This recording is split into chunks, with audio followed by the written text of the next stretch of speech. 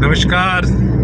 आज हम लोग यात्रा पर हैं और हमारे साथ माता जी जा रही हैं गांव।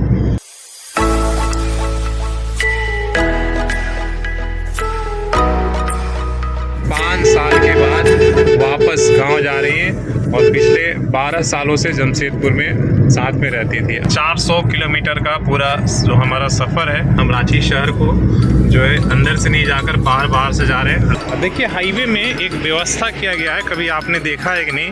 ये देखिए इमरजेंसी, और यहाँ NH-33 ख़त्म हो जाएगी जैसे ही आप चौपारण में एंट्री करते हैं। बरई से ही शुरू हो जाता है रोड के कि दोनों किनारे जितने होटल आप देखेंगे वहाँ पर एक फेमस मिठाई है जिसका नाम है खीर मोहन। ये देखिए किस तरह से एक्सीडेंट हुआ है कि उस पार से इस पार हो गए। देखिए हम यहाँ रुके हैं औरंगाबाद का ये जो सुइया मोड़ है, और इधर देखिए जो लोग बैठे हमारे पीछे दिख रहे हैं ये ताड़ी पीने वाले वो लोग हैं। सोन नदी का ये पुल हमने पार करना शुरू कर दिया और इधर देखिए कुछ लोग पैदल यात्रा कर रहे हैं, भारत यात्रा। फाइनली शाम के 7:30 बज गए और हम अपने गांव में हम लोग पहुंच गए हैं।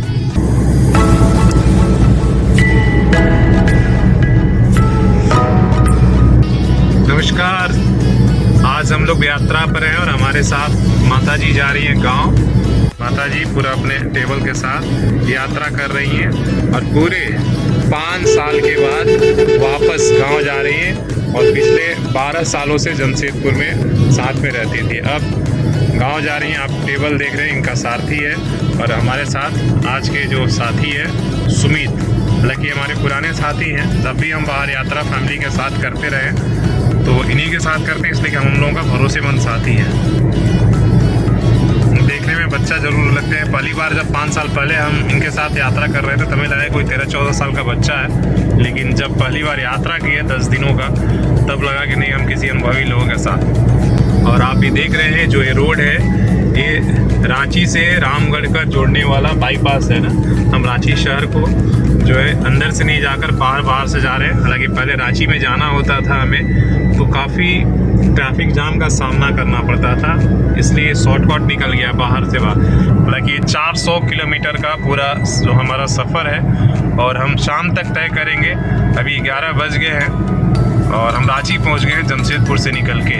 बीच में हमने पंचवटी में ब्रेकफास्ट किया और अब आगे निकले हैं। इतनी सुंदर सुंदर घाटियाँ हैं, हालांकि देख रहे हैं बहुत खूबसूरत और नेचुरल ये आपको देखने को मिलेगा इधर आपको। हालांकि पहली बार जब झारखंड आना हुआ था और जब मैंने इतने जंगल और पहाड़ देखा था तो एक अलग ही अनुभव था। लगा था कि पता नहीं शहरों से बिछड़कर कहाँ और कैसे हम लोग आ गए, लेकिन अब आए इस हरियाली की आदत सी पड़ गई। हालांकि अभी वो हरियाली नहीं है जिस हरियाली की मैं बात कर रहा हूँ। ये देखिए रांची का टाटी सिलवे स्टेशन है, बाहर है रांची से, और हम लोग बाहर इधर निकल आए हैं टाटी सिलवे में। टाटी सिलवे थाना।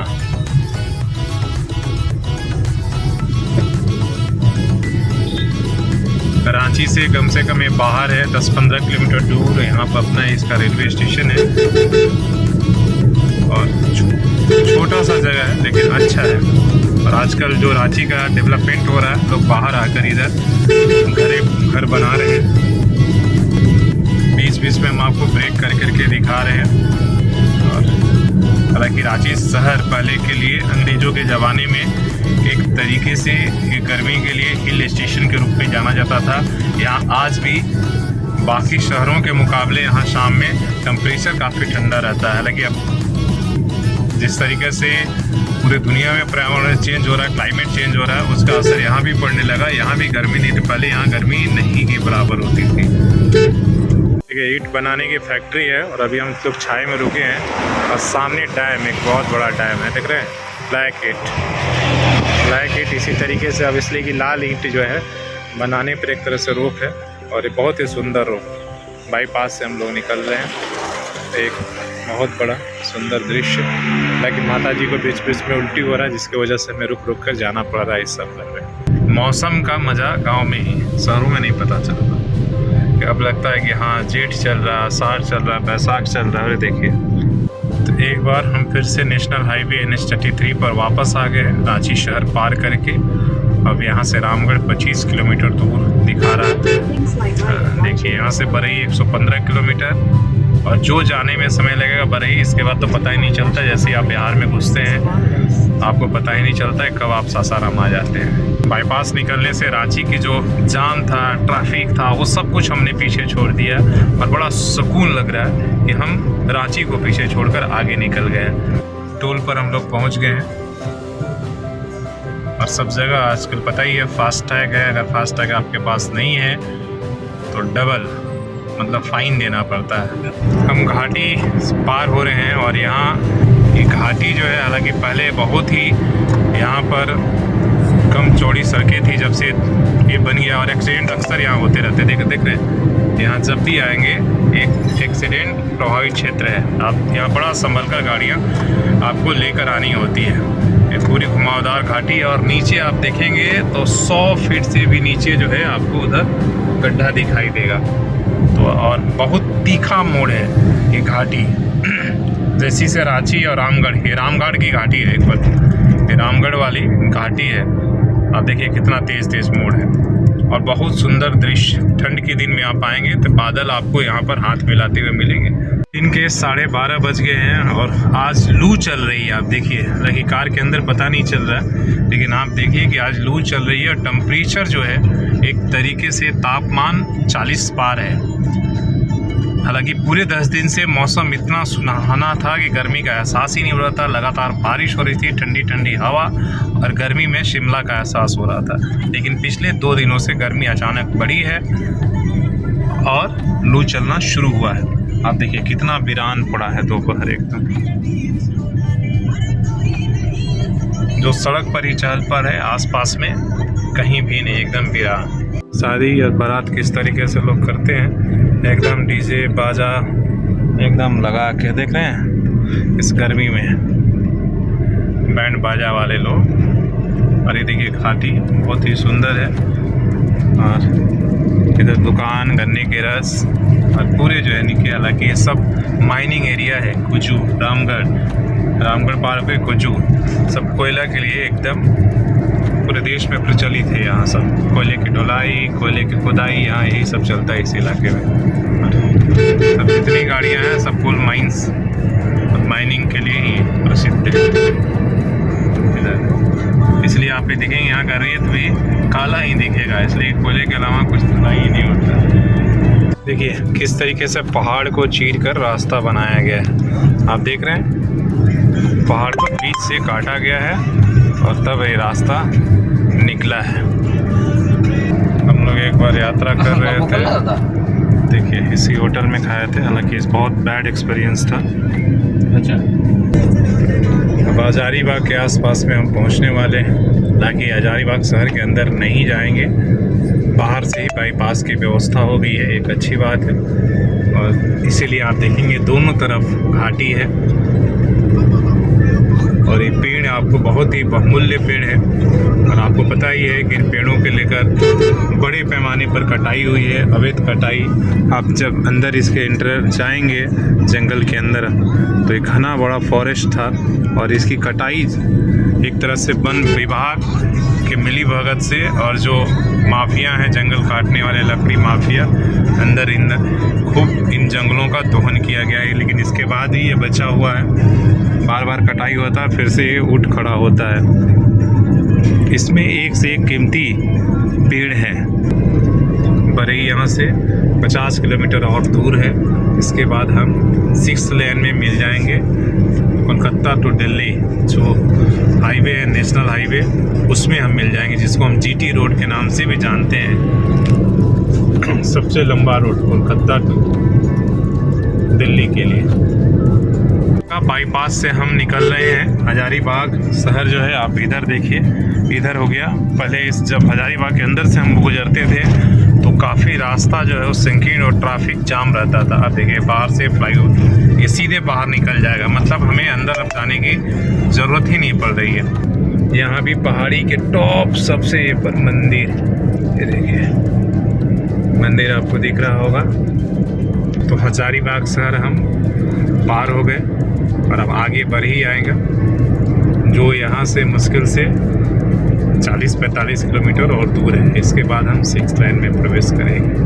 अब हम हजारीबाग से आगे बरही पहुंचने वाले हैं। 20 किलोमीटर यहाँ से दूर है और ये एक घाटी के पास रुके हुए हैं और इसके बाद आगे बढ़ेंगे तो बरही खाना खाएंगे। दिन के 1 बज गया है और सामने यहाँ गन्ना का रस है, वहाँ पर हम लोग कोशिश करेंगे गन्ना का रस पिए। माता जी को विराम चाहिए था, इसलिए मुझे बार बार उल्टी की शिकायत हो रही है, इसलिए उन्हें ब्रेक देना बहुत ज़रूरी है। तो हमने उन्हें ब्रेक दिया है। देखिए हमारे लिए गन्ना का रस बना रहे हैं भैया।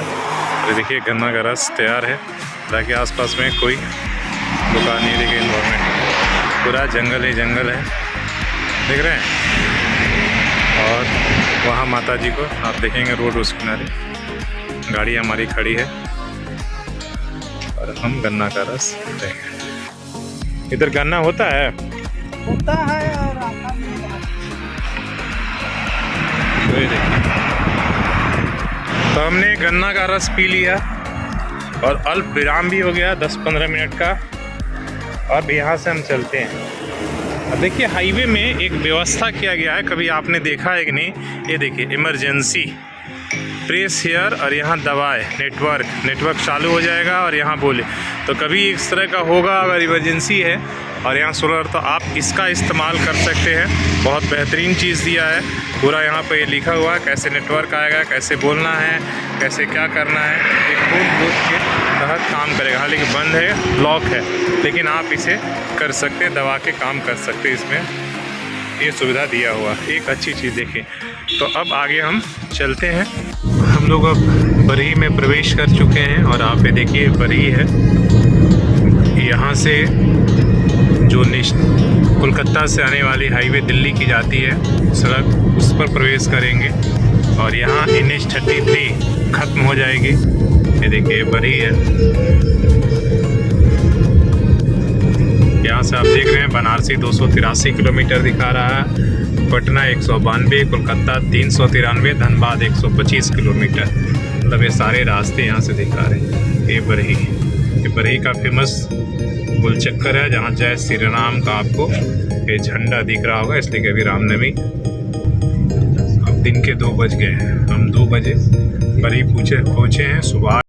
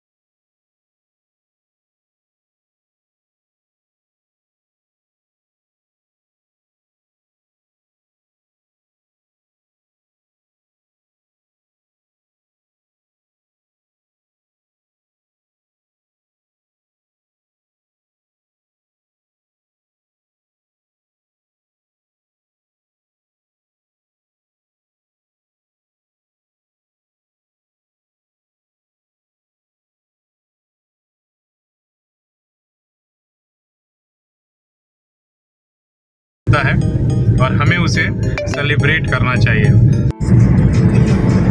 चौपारण घाटी हम पार हो रहे हैं और शाम में अक्सर यहाँ से हम गुजरते थे, तब आपको जब सूर्य की जो किरणें हैं एक अलग ही यहाँ पर सीनेरियो पैदा करती है, एक मतलब सीनरी पैदा करती है, दृश्य जो होता है। लेकिन आज हम, हालांकि अभी हमें लगता है कि 2:30 बजने वाला है, अभी हम क्रॉस हो रहे हैं, धूप तेज है, लेकिन चौपारण घाटी बहुत ही फेमस घाटी है। बीच बीच में लाइन होटल है और इसी तरीके से दोनों तरफ घाटी है। नीचे इस घाटी के अंदर गांव छिटपुट मिलते हैं, छोटे छोटे गांव मिलते हैं। तो ये देखिए चौपारण घाटी यहाँ पर। हम बिहार में अभी प्रवेश कर गए। देखिए इससे पहले हम लोग झारखंड में थे और चौपारण घाटी हालांकि खत्म नहीं हुई है, हम बिहार में प्रवेश कर गए हैं। आगे हमारे एक मित्र जा रहे हैं जो पटना जा रहे थे और हम खीर मोहन खाते समय हमारी उनकी मुलाकात हुई। हमें देखकर उन्होंने भी गाड़ी रोकी और दुकानदार का फायदा हो गया कि हम जहाँ खा रहे थे उन्होंने भी वहीं से खीर मोहन लेकर आगे का सफर तय किया। ये बिहार बॉर्डर है जहाँ पर गाड़ियों की चेकिंग हो रही है अलग अलग विभागों के द्वारा, उनके डॉक्यूमेंट्स का और कागजात का। जितनी भी दिख रहे हैं मालवाहक गाड़ियाँ हैं, जितने ट्रक हैं, उनके लिए दूसरा लाइन है। जब तक पूरा उनका कागज़ चेक नहीं हुआ तब तक उन्हें प्रवेश नहीं करने दिया जा रहा। और जो हमारे जैसे 5, 6, 7 गाड़ियाँ हैं, कार है, वो निकल जाएंगी इस रूट से। कितना विशाल नदी है जो किस तरीके से सूखा हुआ है, एक बूंद भी कहीं पानी नहीं दिख रहा है। यहाँ से बोध गया और गया का ये दिख रहा है। अगर बोध गया किसी को जाना है तो यहाँ से नीचे से कट होगा। ये डोभी, मुझे लगता है कि डोभी ये जगह है जहाँ से आप बोध गया और गया के लिए नीचे जाकर आप ले सकते हैं। अलग रूट है, मुझे लगता है यहाँ से 30-35 किलोमीटर आपको गया पड़ेगा। हम लोग औरंगाबाद के मदनपुर में पहुँच गए हैं। ये मदनपुर बाज़ार है। शाम के 4 बज गए हैं। सूर्य धीरे धीरे ढल रहा है लेकिन अभी भी सामने है। तो सेंसर को बताएगा तब ना। और कुछ देर में औरंगाबाद पहुँचेंगे। ये देखिए किस तरह से एक्सीडेंट हुआ है कि उस पार से इस पार हो गए। देखिए कितना लंबा ट्रक।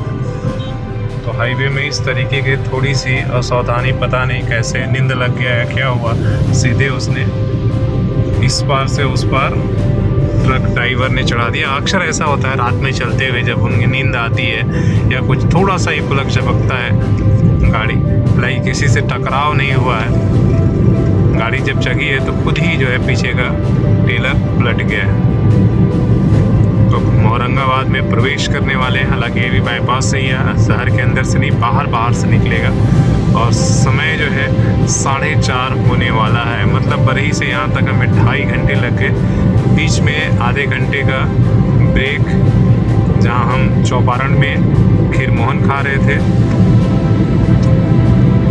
तो आज सुबह 8 बजे से चले थे और 450 किलोमीटर का सफ़र तय करने में इतना वक्त लग गया। लेकिन हम बड़े आराम से किए हैं, बीच बीच में रुकते रहे हैं, ब्रेक, गाड़ी ज़्यादा भगाया नहीं, जहाँ मर्जी किया वहाँ हम रुके। और देखिए सूर्य जिस तरीके से धीरे धीरे ढल रहा है। और बिहार में यही है, देखिए यहाँ लू का प्रकोप है, हर कोई गमछा बांध कर चल रहा है।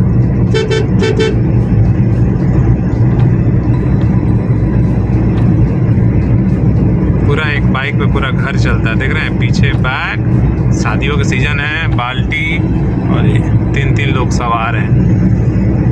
ऐसे ही गांव में ऐसी तरीके से। इधर उधर से ज़्यादा बेहतर रोड है, बेहतरीन है, सड़कें इधर चौड़ी हुई हैं। हालांकि बीच में बरही के बाद रोड इस तरीके से नहीं, जगह जगह पर ब्रेक था, वन वे कर दिया गया था, ये दिक्कत हुई। औरंगाबाद में प्रवेश कर चुके हैं, हालांकि बाहरी इलाके से निकल रहे हैं शहर को, इसलिए कि हर रोड बाईपास है। ये देखिए ये है औरंगाबाद, यहाँ बोर्ड मुसफ्फिल थाना औरंगाबाद। तो जो रोड पर हैं वही वही चीज़ें आपको देखने को मिलेगा। जैसे देखिए एक होटल है, रेस्टोरेंट है। यहाँ हम लोग श्री सीमेंट है, यहाँ से पटना के लिए भी बसें जाती हैं। तो औरंगाबाद से पटना होकर यहाँ हम लोग थोड़ा सा देर के लिए रुकेंगे। ये हम यहाँ रुके हैं औरंगाबाद का ये दोसैया मोड़ है। और इधर देखिए जो लोग बैठे हमारे पीछे दिख रहे हैं, ये ताड़ी पीने वाले लोग हैं। इसलिए बिहार में ताड़ी पर भी रोक लगा दिया गया, तो इसलिए लोग इधर छुप कर शहर से पी रहे हैं। तो ये नीतीश जी का ये है।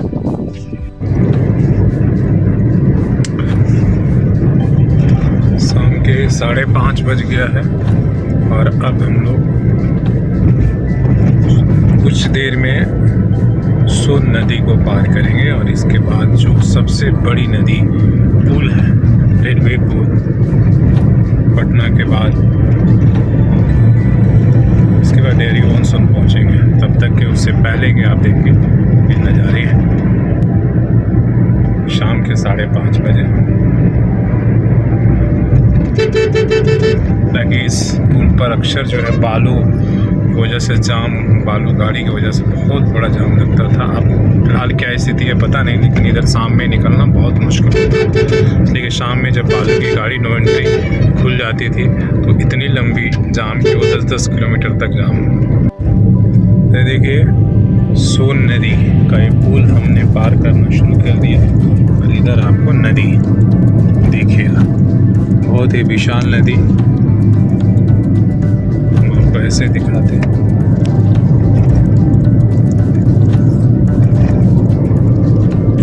ये बड़ा ही पुल है, बहुत लंबा। और कभी किसी ज़माने में हालांकि रेलवे का सबसे बड़ा पुल माना जाता था। पटना गंगा नदी के बाद सोन नदी का इस पुल को 2 शहर दोनों किनारे बसा है और इसी में 2 जिला भी बदल जाता है। इस नदी की जहाँ से शुरुआत हुई, इधर पुल की शुरुआत औरंगाबाद और उधर जाने पर सासाराम रोहतास जिला की शुरुआत होती है, मतलब दूसरे शहर डेहरी ऑनसन।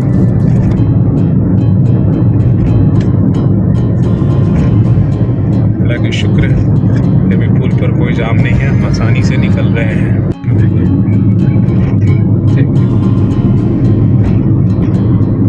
नदी में पानी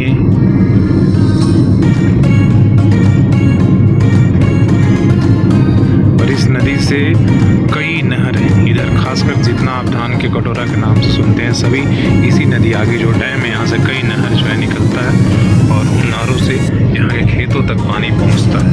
और ये जब यहाँ बहुत देश के आज़ादी के बाद सबसे बड़ा जो अकाल 66 में पड़ा था, उसके बाद इन नहर का निर्माण हुआ था। देश के कई हिस्सों में हुआ था और यहाँ भी हुआ था, इस पूरे इलाके में, इसलिए धान की खेती होती है। तो सोन नदी का एक बहुत बड़ा योगदान है, बालू के साथ साथ पानी।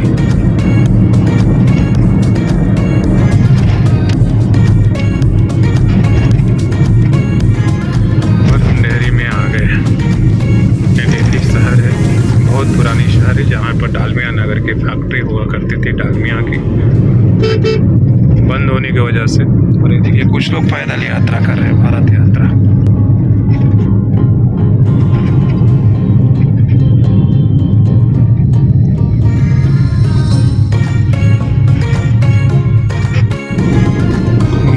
डेहरी से सासाराम के रास्ते में जो ओल्ड रास्ता है, और ये जो इलाका आप देख रहे हैं कभी पत्थर का गढ़ हुआ करता था। यहाँ पर गिट्टी, खासकर गिट्टी उद्योग, एक तरीके से उद्योग यहाँ चलते थे। हजारों यहाँ पर क्रीशर थे गिट्टी तोड़ने वाले, लेकिन सब कुछ कोर्ट के आदेश के बाद बंद हो गया। लाखों मजदूर यहाँ पर काम करते थे और पूरा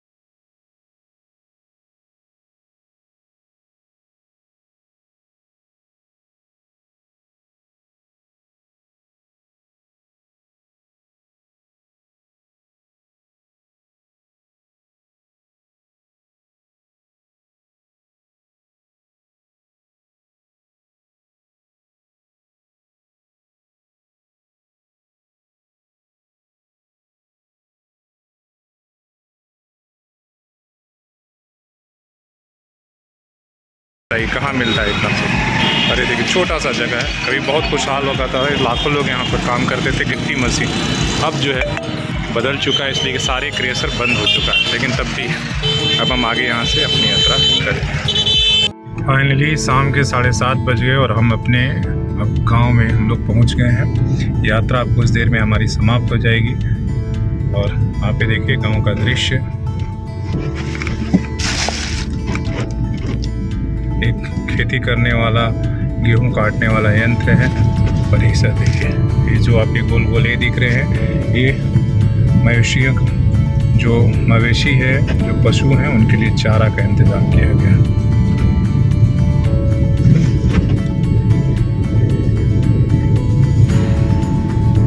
तक ये यात्रा लगभग पूरे 12 घंटे का हो गया, इसलिए कि हम लोगों ने बीच में बहुत जगह पर रोका, रुक रुक कर आना पड़ा।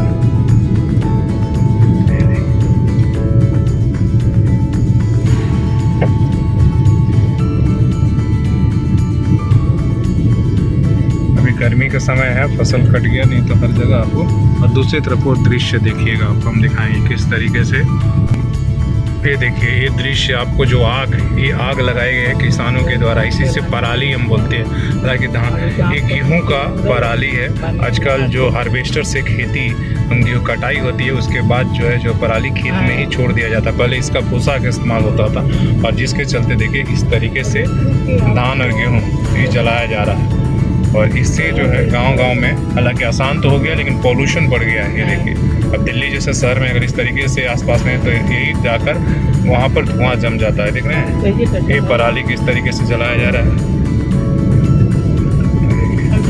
शाम में ये दृश्य आपको हर गांव में देखने को मिलेगा, ये पराली जला कर, इसलिए कि अब धान की खेती का समय हुआ। मुश्किल से 20-25 दिन बाद धान की नहर में पानी आ जाएगा और खेती शुरू हो जाएगी। तो मशीन से एक तो है कि खेती आसान हो गया, लेकिन दूसरी तरफ ये है कि इस तरह के चैलेंजेस भी आ गए जो पर्यावरण के लिए नुकसान है। और ये देखिए, ये जो है गेल कंपनी का यहाँ पर गैस भरने के लिए, सिलेंडर भरने के लिए सेंटर बना हुआ है। और हम अब यहाँ से गांव में प्रवेश कर रहे हैं। देखिए गांव अब आधुनिक चीज़ों से लैस हो गया है। इधर ही